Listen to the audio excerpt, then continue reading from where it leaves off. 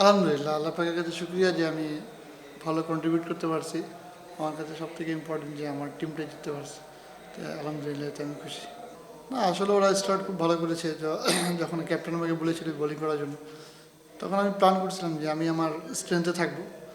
তো আমি ভালো জায়গায় বল করার চেষ্টা করেছি, আল্লাহ পাকের রহমতে সাকসেসফুল হয়েছি। আসলে আমি পার্সোনালি ব্রাজিলকে সাপোর্ট করি। আমি ব্রাজিল সাপোর্টার, কিন্তু অ্যাজ এ প্লেয়ার রোনাল্ডোকে খুব ভালো লাগে, কারণ তার পরিশ্রম, তার ডেডিকেশন লেভেল। তো চেষ্টা করি ওখান থেকে এগুলো নেওয়া, তখন এখান থেকেই আমার এই সেলিব্রেশনটা আর কি ভালো লাগে। এখন প্রত্যেক মানুষের তো পছন্দ আলাদা থাকতে পারে, তো আমার ক্ষেত্রে সেটাই। না, আমি সবসময় চেষ্টা করবো ইনশাল্লাহ এই সেলিব্রেশনটা করা, যেহেতু আমাকে খুব ভালো লাগে পার্সোনালি ওকে। তো আমি চেষ্টা করবো আল্লাহ পাক সুস্থ রাখলে ইনশাল্লাহ। এখান থেকে আসলে এখানে আমাদের যেগুলো সিনিয়র বড় বাইরে ছিল, তো ওনারাও পেস বোলিং করতো, ওনার থেকে আমার ইন্সপায়ার্ড হয় আর কি। আমরা যেমন ক্রিকেটে আসি তখন জিজ্ঞাসা করা হয় একাডেমিতে ফার্স্ট টাইমে তুমি কি, আমি তখন বলছিলাম যে আমি পেস বোলিং করি। তো এখান থেকেই সবাই আর কি এভাবে করেই আগাচ্ছে সামনের দিকে।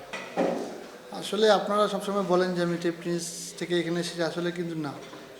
আমার এখানে আসার আমি 7-8 বছর ডোমেস্টিক ক্রিকেট খেলেছি, 2 বছর সেকেন্ড ডিভিশন, থার্ড ডিভিশন 1 বছর খেলেছি, ফার্স্ট ডিভিশন 2 বছর খেলেছি।